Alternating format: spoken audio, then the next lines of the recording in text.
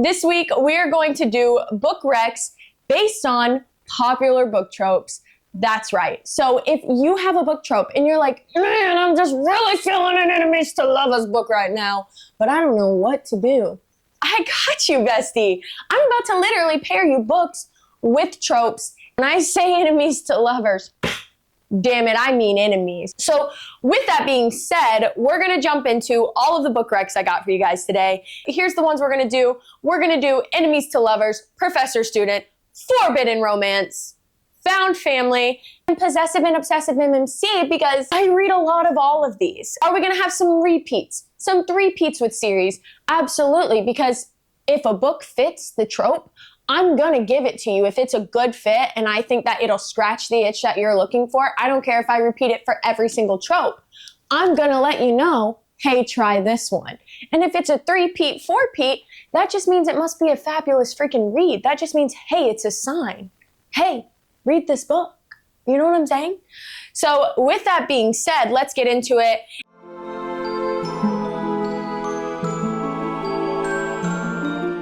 Is this thing on? Testing.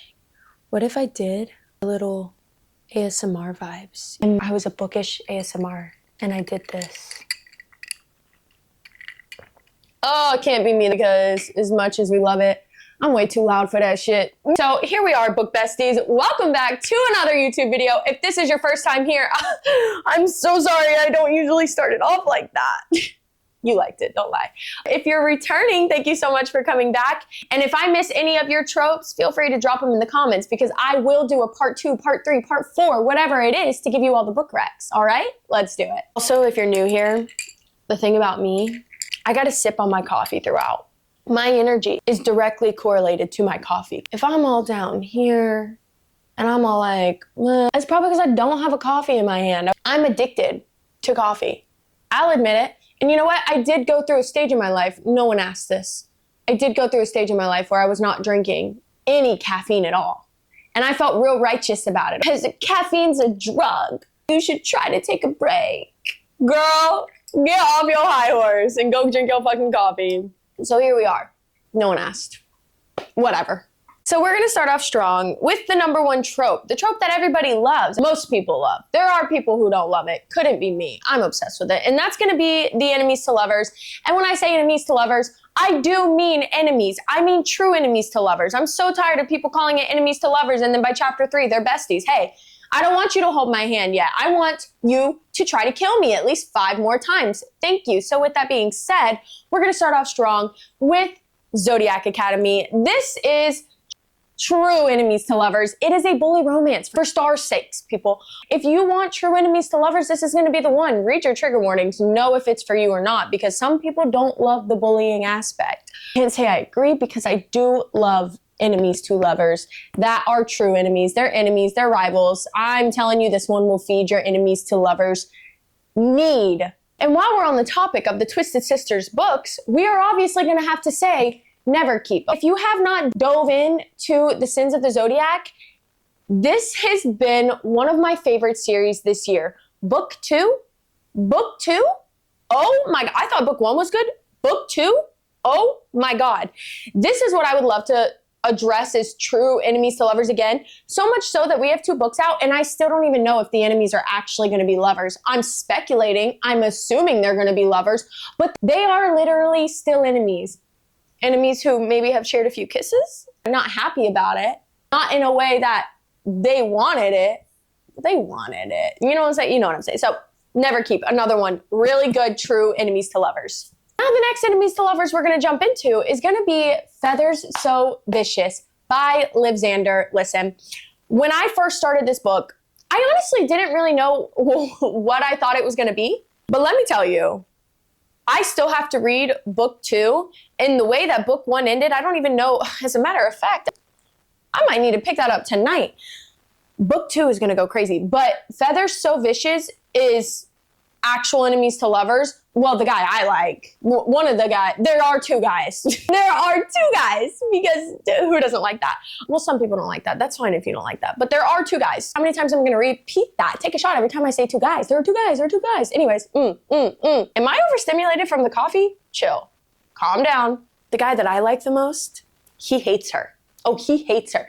He loves her, but he hates her. They are enemies, and enemies longer than even one of them knows they were enemies. So do with that information what you will. And then finally, for our last true enemies to lovers book rec, this is one of my God tier series. If you watch any of my YouTube videos, I bring it up in essentially every single video. So if you don't know what I'm about to say, I don't know what to tell you. And it is going to be the book of Azrael. I'm talking, we're dropping buildings on top of each other when we're trying to kill each other. Literally knife to throat, drop in a building, fighting like enemies. Okay, babe? Enemies to lovers. And that's all I gotta say on that. Oh my God. No, I swear I wasn't drinking more coffee. Anyway, next one we're gonna do is professor-student trope. Now, we're already gonna start strong with a repeat, and that professor-student trope is gonna be Zodiac Academy. There are multiple love interests. You are following multiple relationships, love interests in this series, and one of them just happens to be professor-student. One of my top 3 book boyfriends. Love this man. I'm obsessed. If you love a professor-student trope, don't miss it. Don't miss out. Next one is going to be Nocticadia. Daddy Death. The things I would let Daddy Death do to me. The shit this man whispers in your ear. There's a chapter in here where I fear when I got to this chapter, I quite literally threw my Kindle. I threw it across the room, screamed, giggled. I was freaking out. As a professor, what he did, would a normal professor do that? No. But would a fine ass, dressed in all black, genius man professor do it? I would allow it. I would allow the things he did. The things he does, I wouldn't argue against it. I would allow every single thing and more. What? Brianna. Next, final professor-student trope book that I'm going to recommend. The Coven by Harper L. Woods. Again, this book is short, so this is just such an easily devourable book. I think it is less than 300 pages. You can read this book in a day if you have time. If you don't, still, it's so bingeable. It's professor-student. You're gonna love it. He is possessive, obsessive MMC. She is witchy. It does take place in an academic setting, whatever. Professor-student. Next, we're gonna get into the found family trope. I'm gonna try to start rapid firing through these because I fear I'm taking a long time on these. I'm sorry. Apparently, I have a lot to say. But the first one, ACOTAR, the inner circle, enough said. If you have read ACOTAR, you know exactly what I'm talking about. If you haven't, this is the best found family. I love this found family so much. It literally, I get all the feels every single time I read it. I feel like I'm a part of the family. Next found family book I'm going to recommend is Shield of Sparrows. Now, this is book 1. Book 2 is not out yet. It comes out next year, I believe. And while the found family isn't super prevalent yet, you already feel it forming in book 1. And I absolutely love that about it because I can already feel the familial bonds in the book. And it's just going to continue to grow and thrive, and I'm so excited for that. So next found family book is going to be Crescent City. Look, I know she's a hunker. This is a 6-star read for me. I will never get over this book, okay? Never get over this series. It's a really good found family book, especially because without saying too much, I don't want to spoil it.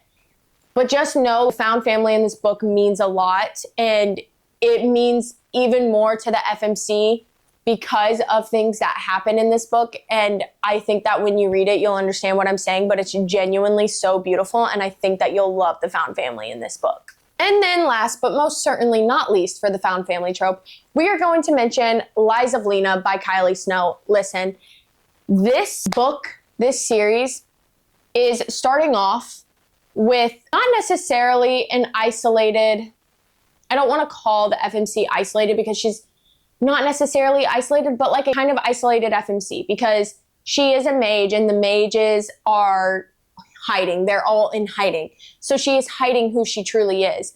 And as the story develops, she starts to meet more people, and you really do get that found family vibe and get it with her because you're with her for a long time before she has it, and then she finds it, and then you get to find it with her, and the found family is just genuinely so beautiful, so supportive, and I love seeing it. So that's another one that I really think if you love a found family trope, you'll enjoy Lies of Lena. The next trope that I'm gonna talk about is forced proximity. This is one of my favorite tropes, okay? First one I'm gonna recommend is, again, Shield of Sparrows. And you're gonna read this, and you're gonna be like, Brianna, what are you talking about? Forced proximity, who's the MMC? You'll figure it out. But this feels so forced proximity to me. Is also kind of an arranged marriage, or a marriage, like a political kind of marriage. So with that kind of dynamic, it is automatically forced proximity. But again, I don't want to say too much, but just forced proximity. Next one that's forced proximity is going to be Feathers So Vicious. The FMC gets stolen, okay? She ends up in this castle. So she's around these two MMCs all the time. It's forced proximity. She doesn't have many places to go. She's got to be around the guys. So you know that what you will. And last is going to be On Wings of Blood. She literally drops in this world. She has no idea about who these people are. She gets forced into this political marriage that she doesn't even choose. She literally just ended up in this realm. She doesn't even have any clue how she got there. Now she's in this political marriage with this vampire prince who she kind of hates, low-key, high-key, and she has to be around him because also there are other things about it, which again, I don't want to spill too much of the tea, the plot, but just know she has to be around him, okay? Also forced proximity. Next, we're going to talk about forbidden romance. Now, 3 quick forbidden romance recommendations I'm going to have for you is going to be the Book of Azrael. I think it's forbidden romance because of what she is versus what he is and what the world thinks they should be to each other. And that's all I'm going to say on it. It is forbidden romance to me. The next one is going to be The Serpent of the Wings of Night. They should be enemies. They should be mortal enemies. But for some reason, it doesn't work out like that. It's forbidden because, again, who he is versus who she is, they should never end up together, want to be together, yet here we are. And the final forbidden romance recommendation I'm going to give you is another repeat. It is going to be The Lies of Lena. Listen, once again, she is a mage who is in hiding because the king wants them all dead, and he is the son of the king. Enough said. Also, look, we got Grammy back. Hi, baby. Hi, can you say hi to everybody? This is sweet boy. Yes. And final trope, but most certainly not the least trope, because this is a trope that I fear I have to read at least once a month. I love this trope. This is one of my top favorites. It is going to be the Possessive and Obsessive MMC, the trope that made me, okay? We're talking books like God of Malice, God of Wrath, The Edge of Darkness trilogy by Lee Rivers, Haunting Adeline by H.D. Carlton, and most recent obsession, Taurus Season by Bryn Weaver, which comes out September 23rd. All of these books, the MMC is obsessed with the FMC, and I fear it's one of my favorites. I love when I get an MMC's point of view, and he's just obsessed and possessive over her. I don't know what it is. In real life, I wouldn't want that. But in a book, I eat it up every single time. I fear it is one of my top favorite tropes.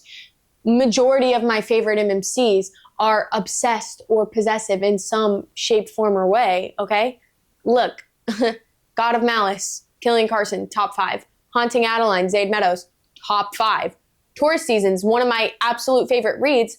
So I'm just saying, if you like that kind of MMC, those are some books for you. So whether you're into enemies to lovers, found family, or a dangerously obsessive MMC, I found a book rec that was good for you, or maybe even your next read. And if I missed a trope that you are really looking for some recommendations for, drop it in the comments so I can make a part 2 for you guys. Thank you so much for watching my YouTube video. I love you so, so much. If you loved it, like, comment, and subscribe. I would appreciate that. And I'll see you next week. Bye.